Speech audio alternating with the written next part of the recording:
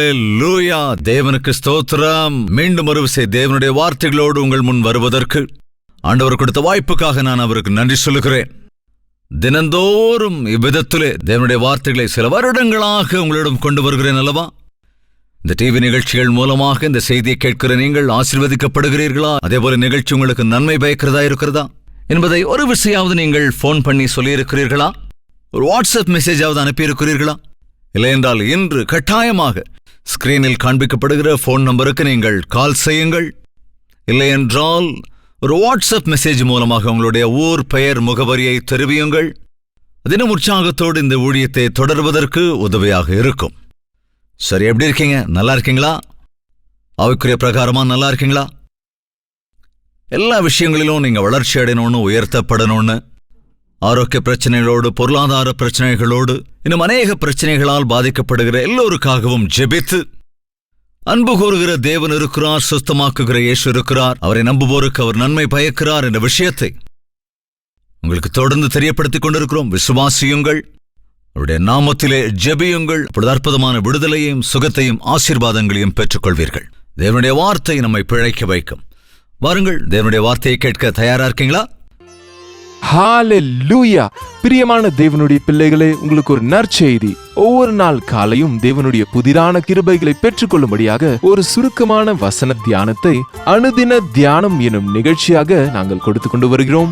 Doctor Jayapal Tamil என்னும் YouTube சேனல்ல ஒவ்வொரு நாளும் காலையில 7 மணிக்கு வருகிற இந்த நிகழ்ச்சியை, இது யூடியூப்ல இருக்கிறதுனால உங்களுக்கு நேரம் கிடைக்கும் போது தேவ பிள்ளைகள் நீங்க இந்த நிகழ்ச்சியை பார்த்து பயனடைய வேண்டும் என்று உங்களை கேட்டுக்கொள்கிறோம். நினைவில் வைத்துக் கொள்ளுங்க, ஒவ்வொரு நாள் காலை 7 மணிக்கும் அனுதின தியானம் டாக்டர் ஜெயபால் தமிழ் யூடியூப் சேனல்ல உங்களுக்காக பாருங்க, ஆசீர்வதிக்கப்படுங்க.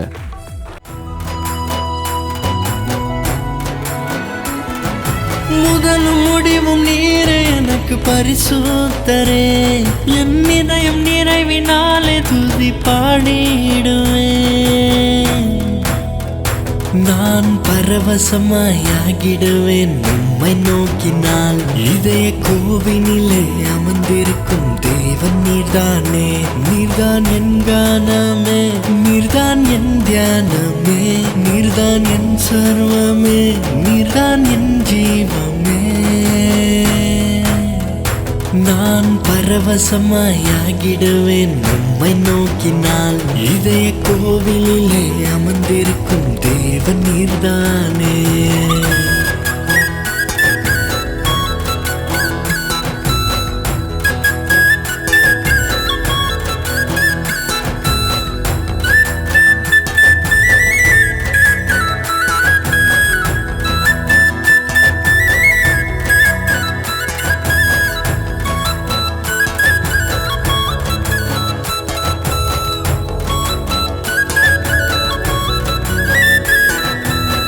ஜீவ வார்த்தையால் என்னோடு பேசினீரே, ஆவியின் கனிகளினால் அலங்கரித்தீரே. ஜீவ வார்த்தையால் என்னோடு பேசினீரே, ஆவியின் கனிகளினால் அலங்கரித்தீரே. என்னை உமதன்பு அரவணைப்பில் சேர்த்து கொண்டீரே. நானும் மனதார உமக்காக வாழ்ந்து வருகிறேன். உயிரின் நண்பரே, என் அன்பு இயேசுவே, உயிரின் நண்பரே, என் அன்பு இயேசுவே. ஓ, பரவசமாயாகிடுவேன் உம்மை நோக்கினால். இதய கோவிலிலே அமர்ந்திருக்கும் தேவன் நீர்தானே. ஓசியா 11வது அதிகாரம் 8வது வசனம். எப்பிராயிமே, நான் உன்னை எப்படி கைவிடுவேன்? இஸ்ரவேலே, நான் உன்னை எப்படி ஒப்புக்கொடுப்பேன்? நான் உன்னை எப்படி ஆத்மாவை போலாக்குவேன்? உன்னை எப்படி செபோயிமை போல வைப்பேன்? என் இருதயம் எனக்குள் குழம்புகிறது, என் பரிதாபங்கள் ஏகமாய் பொங்குகிறது. எப்பிராயிமே, எப்படி உன்னை கைவிடுவேன்? இஸ்ரவேலே, நான் உன்னை எப்படி ஒப்புக்கொடுப்பேன்? தேவன் எவ்வளவோ அன்பாக ஆதாம் ஏவாளை உருவாக்கினார். ஆனால் அவர்கள் தேவனை துக்கமடைய வைத்தார்கள். அவர்கள் மூலம் வந்த சந்ததியும் தேவனை துக்கப்படுத்தினார்கள். நோவாவின் காலத்திலே உலகம் முழுவதும் கெட்டுப் போயிருந்தது. அதை தாங்க முடியாத தேவன், பரிசுத்தமான தேவன், குற்றமில்லாத தேவன், நீதிமானான அவர் மீது பக்தி பயத்தோடு இருந்த நோவாவின் குடும்பத்தை தவிர மீதமிருந்த எல்லா ஜனத்தையும் வெள்ளத்தில் மூழ்கடித்தார். ஆனால் தேவனுக்கு அது மிகவும் மனவேதனையாயிருந்தது. மனிதனை அன்பாய் உருவாக்கினவர் அதே மனிதனை அழிக்க வேண்டும் என்ற ஆசை உள்ளவர் அல்ல. அதேபோல் நோவாவின் வம்சாவளியினரும் கூட கொஞ்ச நாட்களிலேயே தேவனை துக்கப்படுத்தினார்கள். தேவன் யோசிச்சு ஒரு தனிப்பட்ட ஜனக்கூட்டத்தை உண்டாக்க வேண்டும் என்று ஆபிரகாமை தேர்ந்தெடுத்தார். அந்த ஆபிரகாம் மூலமாக தனக்கென்று ஒரு கூட்டத்தை, ஒரு விசேஷமான மக்களை, ஒரு பரிசுத்தமான மக்களை, தேவன் நடக்கச் சொன்ன வழிகளில் நடக்கிறவர்களை, தேவனுடைய சித்தத்தை நிறைவேற்றுகிற மக்களாக உருவாக்க வேண்டும் என்று இஸ்ரவேல் ஜனங்களை அவர் தெரிந்து கொண்டார். இவங்க என்ன குறைவானவங்களா? என்ன செஞ்சாங்க இஸ்ரவேல் ஜனம்? அந்த எகிப்திலே அடிமையாய் போனார்கள். தேவனை மறந்து போகிறவர்கள் பாவத்துக்கு அடிமையாவார்கள். ஆனால் தேவன் அன்பு கூர்ந்து அந்த இஸ்ரவேல் மக்களை நாசம் பண்ணாமல் மோசே என்கிற ஒரு மனிதனை அனுப்பி அந்த பயங்கரமான அடிமைத்தனத்திலிருந்து விடுதலையை வாங்கி கொடுத்தார். அவர்களுக்காக கானான் தேசத்தை உருவாக்கி அந்த தேசத்திலே அவர்கள் நிரந்தரமாக ஹாயாக வாழ்வதற்கு ஒரு மிகப்பெரிய ஆசீர்வாதத்தை அவர்களுக்கு கொடுத்தார். ஆனாலும் கூட அவர்கள் தங்கள் வழிகளிலே தேவனை வேதனைப்படுத்திக் கொண்டே இருந்தார்கள். எவ்வளவு அற்புதங்களை கண்டாலும் கூட தேவனை வேதனைப்படுத்தினார்கள். என்ன கொடுமைங்க! எனக்கு எவ்வளவோ நன்மைகள் செய்த தேவன் என்றார்கள். ஆனால் மறுபடியும் அவரே துக்கப்படுத்தினார்கள். அவரே உண்மையான ஆண்டவர் என்று சொன்னார்கள். ஆனால் மறுபடியும் அவரையே வேதனைப்படுத்தினார்கள். இந்த நாட்களில் நம்மில் அநேகர் கூட இதே போலதான் இருக்கிறோம். ஆனாலும் கூட அன்பு நிறைந்த ஆண்டவர், அழிப்பதற்கு ஆசை இல்லாத தேவன், எப்படியாவது நான் விருப்பப்பட்டவர்களை ரட்சிக்க வேண்டும் என்று நல்வழியில் கொண்டு வர விரும்புகிற தேவன் அந்த இஸ்ரவேல் ஜனங்களை கானான் தேசத்திற்கு கொண்டு போனார். ஒரு ராஜ்யத்தை உருவாக்கி கொடுத்தார். ராஜாக்களை உருவாக்கினார். என்னங்க, ஆனா இன்னும் அவங்க வேதனைப்படுத்திக்கிட்டே இருக்கிறாங்க. எனவே தேவன் மனதில் இருந்த அந்த வேதனை இந்த வசனத்திலே நாம் பார்க்கிறோம். எப்பிராயமே, நான் எப்படி உன்னை கைவிடுவே? உன்னை கைவிடவும் முடியல, உன்னை வச்சுக்கவும் முடியல. இருந்தாலும் நீ இன்னைக்கு எப்படி இருக்க? உன்னுடைய இஷ்டப்பட்டு நீ வாழ்ற. இந்த எப்ராஹிம் யாருங்க? ரொம்ப சீரியஸா கேட்டுக்கிட்டு இருக்கீங்களே, யாராவது பதில் சொல்லுங்களேன். யாருக்கும் சொல்ல முடியல. நம்ம பக்கத்து வீட்டுக்காரருன்னு சொல்றாரு ஒருத்தர். அங்க யாருக்காவது எப்ராஹிம் பேர் வச்சிருப்பாங்க. தயவு செஞ்சு வேதத்தை வாசிங்க. ஆபிரகாம் யாருன்னு கேட்டப்போ பக்கத்தில் ரிக்ஷா ஓட்டுறாரே அவரான்னு கேட்குறாரு ஒருத்தர். ஐயோ, அந்த ஆபிரகாம் இல்லப்பா, வேதத்தில் சொல்லப்படுற எப்பிராயிம் யாரு? யோசேப்பின் குமாரர்களில் ஒருவன்.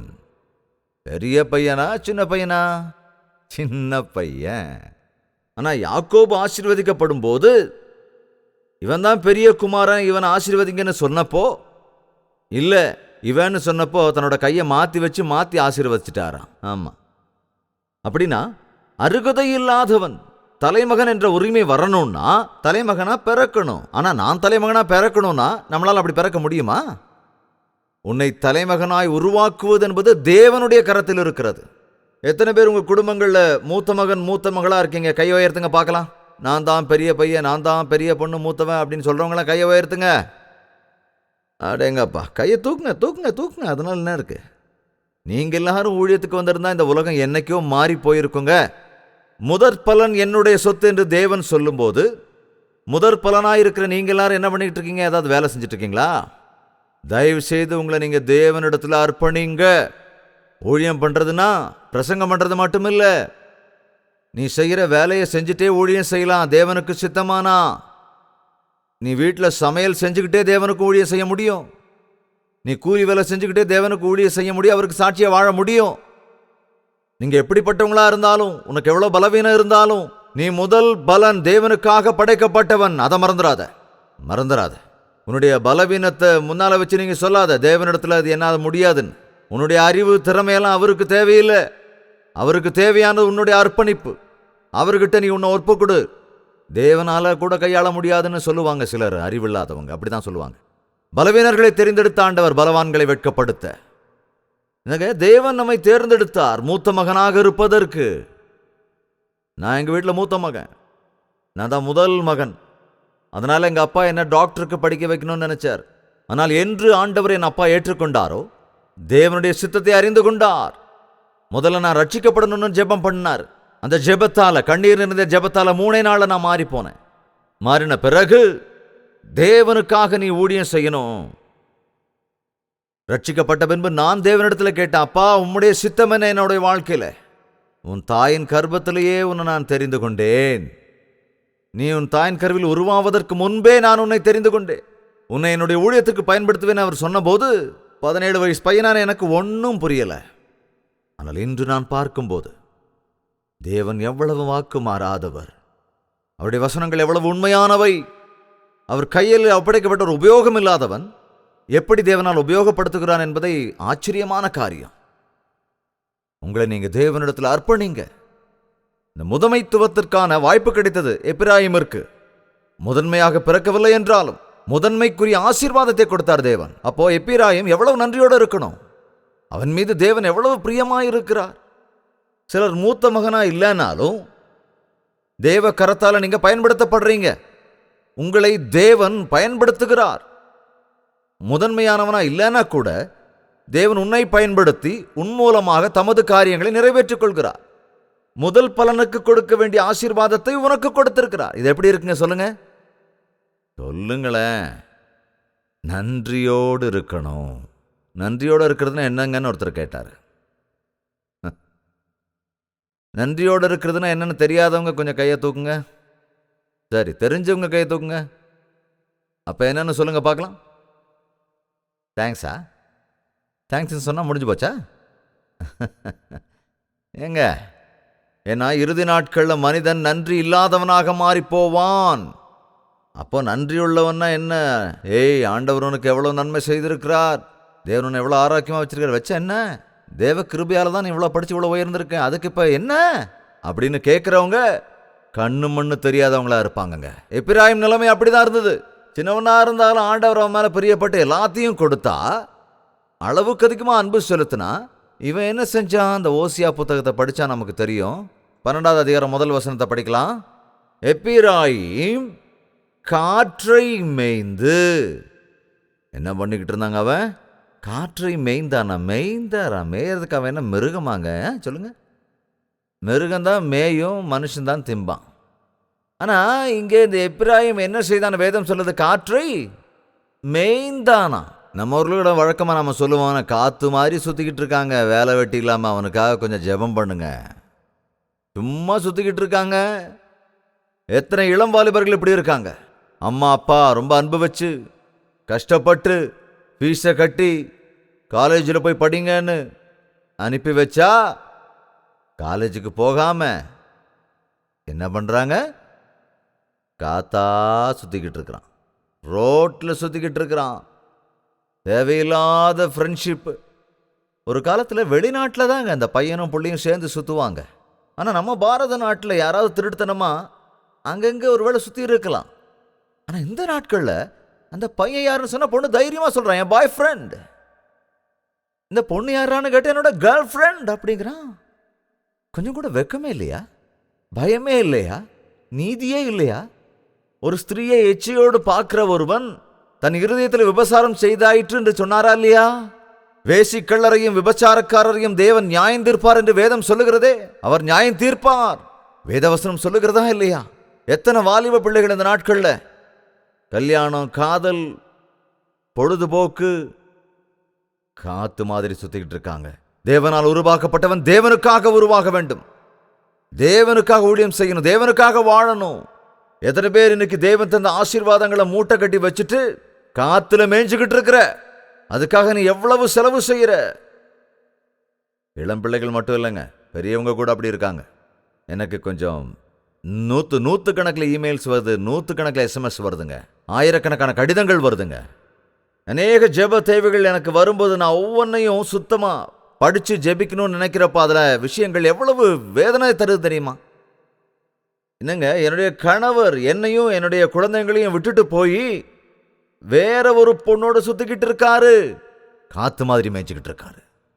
என்னங்க, வாக்குத்தத்தத்தோடு தேவன் சன்னிதானத்தில் விவாகம் பண்ணி அந்த மனைவியை விட்டுட்டு வேறு ஒருவனோடு வேறு ஒருத்தியோடு திரிகிறவர்கள் காற்றை மேய்கிறவர்கள். காற்றை சாப்பிட்றதால வயிறு நிறையாதுங்க, வயிறு உப்பிடும், அப்புறம் கேஸ் வரும் வெளியே. எவ்வளவு காற்றை குடித்தாலும் எவ்வளோ பிரயோஜனம்? வயிறு உப்பும் அவ்வளவுதான், அது எந்த பலத்தையும் கொடுக்காது, வெறும் பலவீனம்தான். எப்பிராயிமே, நான் உன்னை என்ன செய்ய வேண்டும்? நீ என்னையும் என்னுடைய நாமத்தையும் என்னோட வல்லமையும் வெளிப்படுத்துவேன்னு சொல்லி நான் நினைச்சா, என்னுடைய சாட்சியா வாழ்வேன்னு உன்னை தேர்ந்தெடுத்தா, காத்துல மேயறியே காத்துல வேதனையில ஆண்டவர் அங்க சொல்லுகிறார். இன்னும் நிறைய வார்த்தைகள் இருக்குங்க, பார்க்கலாம். 5வது அதிகாரம் 3வது வசனத்தை வாசிக்கலாம். எப்பிராயிமே, இப்போது நீ சோரம் போனாயே. எப்பிராயிமே, இப்போது நீ சோரம் போனாயே, இஸ்ரவேல் தீட்டுப்பட்டதே. 6வது அதிகாரம் 4வது வசனம். எப்பிராயிமே, உனக்கு என்ன செய்வேன்? யூதாவே, உனக்கு என்ன செய்வேன்? உங்கள் பக்தி காலையில் காணும் மேகத்தைப் போலவும் விடியற்காலையில் தோன்றும் பனியைப் போலவும் ஒழிந்து போகிறது. அவனுக்கு அநேக காரியங்கள் வாடிக்கையாயிருச்சு. எப்பிராயிம் இப்பொழுது நிலை தவறி போய்விட்டான். எப்பிராயிமே, எப்பிராயிமே, எப்பிராயிமே, நான் உனக்கு என்ன செய்தேன்? வழி தப்பி போனாயே, நிலையற்றவனாகிவிட்டாய். நில தவறிட்டனா பாவம் செய்யறான்னு அர்த்தம். ஆதாமே எங்க இருக்கிறாய்னா குதிச்சு ஓடி வர்றவன் தினமும். ஆனா ஆதாமே எங்க இருக்கிறாய் என்று ஒரு நாள் கேட்ட போது எல்லைமறைவுல போய் ஒரிஞ்சுக்கிட்டான். பயங்கிறது வந்தது. பாவம் செய்யறவன் தேவனை பார்த்தா பயப்படத்தானே செய்வான். நிலை தவறி போயிட்டான். கொஞ்சம் பேர் சொல்லுவாங்க நான் கல் நெஞ்சக்காரன் அப்படின்னு. ஆனா இருட்ட பார்த்தா பயமா இருக்குங்க, பேய் வந்து மேல விடுதுங்க. இப்படி அநேகர் இன்னைக்கு பயத்தால நடுங்கிக்கிட்டு இருக்கிறாங்க. இந்த பயத்தினால விதவிதமா நோய்கள் வருது. சில நேரம் டாக்டர் கிட்ட போய் இவங்க சொல்ற விஷயம் என்னன்னு கேட்டீங்கன்னா, அநேகமான நோய்களுக்கு முக்கியமான காரணம் பயம்தான். அந்த பயத்தினாலதான் பிபி, அந்த பயத்தினாலதான் இன்னும் விதவிதமான நோய்கள் எல்லாம் வருது. தேவன் தேவையற்ற நோய்களை நமக்கு தரலங்க. சக்தியும் பலமும் தைரியமும் நிறைஞ்ச ஆத்மாவை நமக்கு கொடுத்திருக்கிறாரு. தேவனோட பிள்ளைகளுக்கு பயமே இல்லைங்க. எனக்கு யாரோ செய்வன செஞ்சுட்டாங்கங்க, எனக்கு என்ன செய்யறதுன்னு தெரியலங்க, யாரோ செய்வன செஞ்சுட்டாங்கங்க. யாருப்பா அப்படி சொன்னதுன்னா, யாரும் சொல்லுங்க, ஆனா செஞ்சுட்டாங்கங்க. என்னங்க இது? உனக்கு விரோதமாக எழும்பும் எந்த ஆயுதமும் வாய்க்காதே போகும் என்று வேதம் சொல்லுகிறதே. என்ன? ராஜாதி ராஜா தேவாதி தேவன் உன்னோட இருதயத்தில் இருக்கும் போது எந்த பேயோட சக்தி, எந்த பிசாசோட சக்தி உன்னை ஆள முடியும்? உன் இருதயத்தில் ஏசு இல்லாததால தான் உனக்கு பயம் வருது, அவ்வளவுதான். நீ பயப்பட்டனா உன் மேலேயே அந்த பேய் வந்துடும். ஆமா, 366 தடவை வேதத்துல பயப்படாதே பயப்படாதே பயப்படாதே அப்படின்னு எழுதியிருக்குங்க.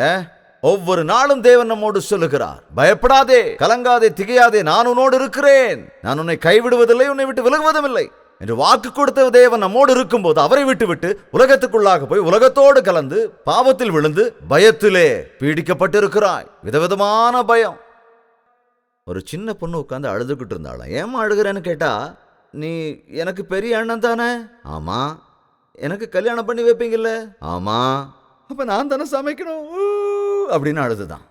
பாருங்க, கொஞ்சம் பேரு சூழ்நிலையை பார்த்து பயப்படுவாங்க, சிலர் நினைச்சு அழுவாங்க, யூகம் பண்ணி எப்பவோ வரப்போறதா நினைச்சு யூகிச்சு அழுகிறது. காரணம், உனக்கு நம்பிக்கை இல்லை. உன்னுடைய எதிர்காலம் தேவனுடைய கரத்தில் இருக்கு. அந்த காலம் அது தேவனுடைய கரங்கள்ல இருக்கு. அதனாலதான் தேவன் சொல்றாரு, என்னுடைய அதிகாரம் இல்லாம உனக்கு எதுவும் நடக்காது. உன் காலு கல்லுல இடராம நான் பாத்துக்கிறேன்னு சொன்ன ஆண்டவர் நமக்கு இருக்கும்போது எல்லாத்தையும் பார்த்து பயப்படுறது எதுக்கு? பிள்ளைங்க பயப்பட்டா என்ன செய்வாங்க சொல்லுங்க? வந்து அம்மாவையோ அப்பாவையோ கட்டி பிடிச்சுக்குவாங்க. உனக்கு பயமா இருந்தா போ, ஆண்டவரை பிடிச்சுக்கோ, அவருடைய பாதத்தை பற்றிக்கொள். அதை விட்டுட்டு பயத்தை போக்கணும்னு நினைச்சு மேலும் சில பாவங்களை செய்யாத. எதுக்கையா குடிக்கிறேன்னு கேட்ட ஒருத்தர் சொன்னார், எனக்கு மனைவின்னா பயங்க. சரி, மனைவி மேல பயம்னா அதுக்கு எதுக்கையா குடிக்கிறேன்னு கேட்டா, குடிச்சா தாங்க எனக்கு தைரியம் வரும். இது என்னது? குடிச்சிட்டா தைரியம் வந்துருமா? அந்த போத மயக்கத்துல தான் வார்த்தைகள் தைரியமான வார்த்தைகளா வருமாமா. அதனால தான் குடிக்கிறாராமா. சரியாங்க? அது கரெக்டு தானா? எல்லாமே கொஞ்ச நேரம் போதைங்க. தேவையில்லாதவர்களை தூக்கி எறியக்கூடிய சக்தியை தேவன் நமக்கு கொடுத்திருக்கிறார். நம்பினவர்களை நான் அறிவேன் என்று சொன்னார் பவுல். எப்பிராயிமே, உன்னை நிலையற்றவனா ஆக்குறது இல்லப்பா என்னுடைய உத்தேசம். நீ பயனற்றவனா இந்த உலகத்தில் இருக்கணுங்கிறது இல்லை என்னுடைய சித்தம். நீ விபச்சாரனா இருக்கக்கூடாது. நான் உன்னை உருவாக்குனது, உன்னை உயர்த்தி உன்னை ஆசீர்வதிச்சு உன்னை ஒரு உதாரணமா இந்த உலகத்துக்கு வரணும்னு ஆசீர்வதிச்சா, எப்பிராயிமே விக்கிரகங்களை வணங்க அப்படியேப்பா. நான் உனக்கு செஞ்ச எல்லாத்தையும் மறந்துட்டு நீ படைச்சது போய் வணங்குறியே. உன்னை உருவாக்குன சிருஷ்டி கத்தரை விட்டுட்டு அவர் படைச்ச சிருஷ்டிகளை வணங்குறியே எப்படி? படைத்தாண்டவர் எவ்வளவு வேதனைப்பட்டிருப்பாரா இல்லையா? சொல்லுங்க. ஒரு தந்தையோ அல்லது தாயோ தன்னுடைய பிள்ளைகளை அதிகமாக நேசிப்பாங்க. நேசிக்கிற பிள்ளைகள் தப்பு பண்ணும்போது அந்த தாய் தகப்பனுடைய உள்ளம் எவ்வளவு வேதனைப்படும். அதே வெளியாளுன்னா செத்தா சாகரான்னு விட்டுடுவாங்க. ஆனா உன்னோட பிள்ளை, நீ அதிகமா அன்பு செலுத்தின உன் பிள்ளை உன்னை நொறுக்கும் போது, உன்னை வேதனைப்படுத்தும் போது, உன்னை கவலையில ஆழ்த்தும் போது என்ன செய்வ நீ? குமுறி குமுறி குமுறி குமுறி அழுதுகிட்டு இருப்ப. அந்த பிள்ளைய பத்தியே யோசிச்சுக்கிட்டு இருப்ப. ஒரு சில தாய்மார்கள் இப்படி சொல்லுவாங்க, என் பெரிய பையனை பத்தி எனக்கு கவலை இல்லைங்க, அடுத்தவங்களுக்கு கூட கொடுத்து பிரச்சனை இல்லை, என் 4வது பையன் இருக்காங்க, அவன் ஒரு உதவாக்குற மாதிரி ஆயிட்டாங்க, அவனை குடிச்சே எனக்கு வேதனையா இருக்குங்க. பெரியவன் நிறைய நல்லா சம்பாதிக்கிறான், 2வது பையன் நல்லா இருக்கான், 3வது பையனும் நல்லா இருக்கான், அவங்கள நினைச்சு சந்தோஷப்படுறதை விட்டுட்டு 4வது பையனை குறிச்சு தான் வேதனை. அதுதான் தாய் பாசம். ஒரு தாய்க்கு இவ்வளவு அன்பு இருந்தா நம்மை சிருஷ்டித்த சிருஷ்டி கர்த்தருக்கு எவ்வளவு அன்பு இருக்கும்? நீ கவலைப்பட்டுக்கிட்டு இருக்கும்போது, வேதனைப்பட்டுக்கிட்டு இருக்கும்போது, உன்னை உருவாக்கின அந்த சிருஷ்டி கர்த்தர் எவ்வளவு வேதனைப்படுவார். உன்னுடைய வாழ்க்கை, உன்னோட சரீரம் எல்லாத்தையும் ஆண்டவர்கிட்ட அர்ப்பணி. நீ பாக்கியவானா இருப்ப, உன்னை சுத்தி இருக்கிறவங்களுக்கு ஆசீர்வாதமா இருப்ப. பெரிய ஆண்டவர் நமக்கு இருக்கிறார், அற்புதமான தேவன் நமக்கு இருக்கிறார், அதிசயங்களை செய்கிறவர் நமக்கு இருக்கிறார், சர்வ வல்லமையுள்ள தேவன் அவர், சர்வத்தையும் படைத்த சர்வலோகாதிபதி அவர், நம்மை மீட்க வந்த ரட்சகர் அவர். அவர் போதும், அவர் மாத்திரம் போதும். ஆண்டவரே, நீர் எனக்கு போதும், எனக்கு உதவி செய்யுங்க. 2 கரங்களையும் வானத்துக்கு நேர உயர்த்தி எல்லாரும் விண்ணப்பிக்கலாமா? இந்த கடைசி காலத்துல அற்புதமான பரிசுத்த ஆவியானவருடைய கிரியை, அவருடைய பிரசன்னம் உன்னை தழுவ காத்திருக்கிற இந்த நேரத்துல உன்னை அர்ப்பணிக்க மாட்டாயா? 2 கரங்களையும் உயர்த்தி அவரிடத்தில் உன்னை ஒப்புக்கொடு. மகனே, மகளே, அன்பும் பரிசுத்தமும் நிறைந்த பிதாவே, ஒரு விஷய ஆகாயத்தை விட்டு இறங்கி வந்து உம்முடைய பிள்ளைகளை பாருங்கப்பா, உம்முடைய பிள்ளைகளை பாருங்க ராஜா, எங்கள் இருதயங்களை பாருங்க ஐயா, எங்களுடைய வேண்டுதல்களை கேளுங்க ராஜா, எங்கள் ஆசைகளை தீர்த்து வைங்க அப்பா. எவ்வளவு பெரிய தேவன் நீங்க இருக்கிறீங்கிறத நாங்க மறந்து, எவ்வளவு பிரியமா எங்க மேல இருக்கீங்கிறத மறந்து போய் இந்த உலகத்துல எங்க இஷ்டத்துக்கு வாழ்ந்து எல்லாவற்றையும் இழந்து நிக்கிறோம் அப்பா. உம்மை அலட்சியப்படுத்தியதுனால எத்தனையோ விதத்துல நாங்க மோசம் போயிட்டோமே. எங்களை மன்னிங்க ராஜா, என்ன மன்னிங்க அப்பா. இப்படி யாரெல்லாம் பாவ மன்னிப்பு கேட்கிறாங்களோ அவங்க இருதயத்துல ஒரு அற்புதத்தை நடத்தி வைங்க ராஜா. பாவத்தின் மூலமா வந்த நோய்கள்ல இருந்து, சிக்கல்கள்ல இருந்து, பிரச்சனைகள்ல இருந்து, பயத்திலிருந்து ஒவ்வொருத்தரையும் விடுவீங்கப்பா. எதிர்காலத்தை பத்திய கவலை இங்கிருந்து எடுத்து போடுங்க. தீய சக்தி, கெட்ட சக்திகள் மீது எங்களுக்கு இருக்கிற பயத்தை எங்களிடமிருந்து எடுத்து போடுங்க ராஜா. எனக்குள்ள இருக்கிற இயேசு கிறிஸ்து உலகத்தில் இருக்கிறவனை விட பெரியவர் என்ற தைரியத்தை எங்களுக்கு கொடுங்கப்பா. உங்களை நடத்துங்க ராஜா. நடக்க வேண்டிய வழிகளை நான் உங்களுக்கு கற்றுத் தருகிறேன் என்று வாக்கு கொடுத்தவரே, உம்முடைய ஆவியினாலே எங்களை கூட்டிக் கொண்டு இந்த உலகத்தில் இருக்கிற வரைக்கும் உம்முடைய சாட்சியாய் வாழ்வதற்கு, இந்த உலகத்தை விடும்போதல்ல, நீர் வரும்போது உம்முடைய ராஜ்யத்தின் வாரிசாவதற்கு, உம் சொந்த பிள்ளைகளாவதற்கு இந்த கூட்டத்தில் இருக்கிற ஒவ்வொருவருக்கும் உதவி செய்யுங்க ராஜா. இவ்வளவு வசனத்தை கேட்ட பிறகு யாரும் அந்த கெட்ட வழிகளுக்குள்ள போய்விடாம ஒவ்வொருவருடைய இருதயத்தையும் திறந்து காத்து கொள்ளுங்கப்பா. ஒவ்வொருவருடைய பெயரையும் ஜீவ புத்தகத்தில் எழுதி, நாங்க இறந்தாலும் வாழ்ந்தாலும் அது இயேசுவுக்காகவே அப்படிங்கிற முடிவை எடுத்து இங்கிருந்து போகிறதுக்கு நீங்க உதவி செய்யுங்கப்பா. பரிசுத்த ஆவியானவர் கிரியை செய்ய வேண்டுமாய் கெஞ்சுகிறேன். எங்கள் இருதயத்தின் தேவைகளை நீங்க தீர்த்து வைங்க. அநேகர் உம்மை கூப்பிட்டு ஆசீர்வாதத்தை விரும்புகிறார்கள். தேவையோடு இருக்கிறவர்கள், வேதனையில் இருக்கிறவர்கள் இந்த இடத்தை விட்டு போகும்போது உம்முடைய கிருபையால் விடுதலை பெற்று செல்ல வேண்டும் என்று இயேசு கிறிஸ்துவின் நாமத்தில் ஜெபிக்கிறேன் பிதாவே, ஆமென். நிரம்புது மனமே உன் சந்நிதி மலையில், இறங்குது தினமே உன் ஆவியின் கிருபை. நிரம்புது மனமே உன் சந்நிதி மலையில், இறங்குது தினமே உன் ஆவியின் கிருபை. இந்த இனிதான ஆனந்தம் என் சொந்தமே, துதி மகிமையும் கனமும் உன் சொந்தமே. மகிமையின் தேவனே, கிருபையின் ராஜனே, மகிமையின் தேவனே, கிருபையின் ராஜனே. நான் பரவசமாகிடுவேன் உம்மை நோக்கினால், இதய கோவிலிலே அமர்ந்திருக்கும் தேவன் நீர்தானே. நீர்தான் என் கானமே, நீர்தான் என் தியானமே, நீர்தான் என் சர்வமே, நீர்தான் என் ஜீவமே. நான் பரவசமாகிடுவேன் உம்மை நோக்கினால், இதய கோவிலிலே அமர்ந்திருக்கும் தேவன் நீர்தானே.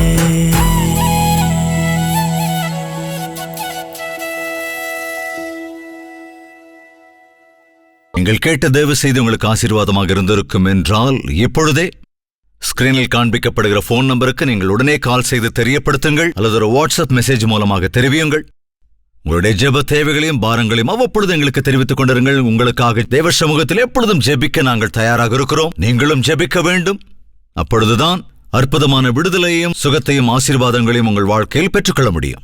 தொடர்ந்து நிகழ்ச்சிகள் மூலமாக ஆவிக்குரிய பிரகாரமாய் நீங்கள் பலப்பட்டுக் கொண்டிருப்பீர்கள் என்றால், தேவனுக்குள் வருகிறீர்கள் என்றால், நீங்கள் அநேகருக்கு ஆசீர்வாதகரமாக இருக்க வேண்டும் என்று விரும்பினால் அதையும் எங்களுக்கு தெரியப்படுத்துங்கள். ஆண்டவரை துதிப்பதற்கும் பாரத்தோடு செய்யப்படுகிற இந்த ஊழியத்தை உற்சாகப்படுத்துவதற்கும் நீங்கள் ஏதுவாயிருப்பீர்கள். ஹalleluya! பிரியமான தேவனுடைய பிள்ளைகளே, உங்களுக்கு ஒரு நற்செய்தி. ஒவ்வொரு நாள் காலையும் தேவனுடைய புதிரான கிருபைகளை பெற்றுக்கொள்ளும்படியாக ஒரு சுருக்கமான வசன தியானத்தை அனுதின தியானம் என்னும் நிகழ்ச்சியாக நாங்கள் கொடுத்து கொண்டு வருகிறோம். டாக்டர் ஜெயபால் தமிழ் என்னும் யூடியூப் சேனல்ல ஒவ்வொரு நாளும் காலையில 7 மணிக்கு வருகிற இந்த நிகழ்ச்சியை, இது யூடியூப்ல இருக்கிறதுனால உங்களுக்கு நேரம் கிடைக்கும் போது தேவ பிள்ளைகள் நீங்க இந்த நிகழ்ச்சியை பார்த்து பயனடைய வேண்டும் என்று உங்களை கேட்டுக்கொள்கிறோம். நினைவில் வைத்துக் கொள்ளுங்க, ஒவ்வொரு நாள் காலை 7 மணிக்கும் அனுதின தியானம் டாக்டர் ஜெயபால் தமிழ் யூடியூப் சேனல்ல உங்களுக்காக பாருங்க, ஆசீர்வதிக்கப்படுங்க.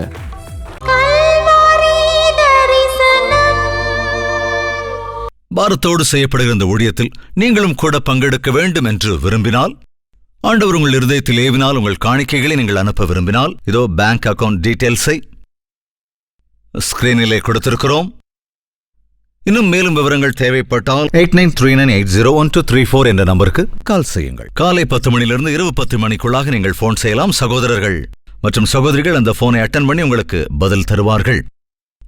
இந்த ஊழியத்தில் நீங்களும் பங்கெடுத்துக் கொள்ள முடியும். தெலுங்கில் மாத்திரமல்ல, ஹிந்தி, தமிழ், மலையாளம், பெங்காலி மற்றும் ஒரியா பாஷைகளிலும் கல்வாரி தரிசனம் என்கிற இந்த டிவி நிகழ்ச்சி அநேக சேனல்களில் ஒளிபரப்பாகிறது.